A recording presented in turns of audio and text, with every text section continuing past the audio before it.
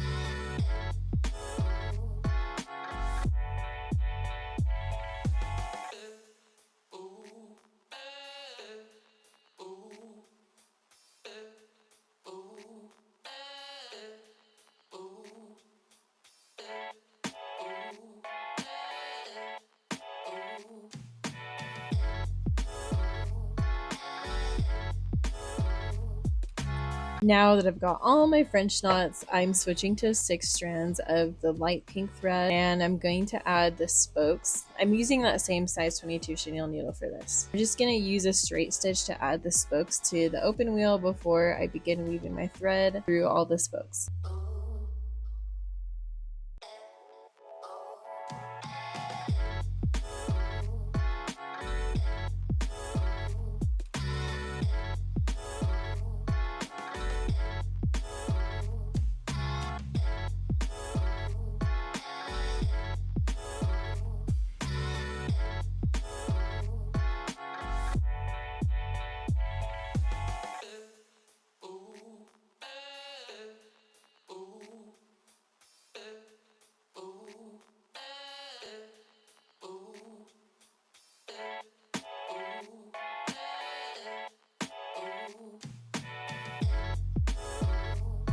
And now that my spokes are in place, I'm just going to bring my needle up in between two of the spokes and weave over and under those little straight stitches I made, switching every time.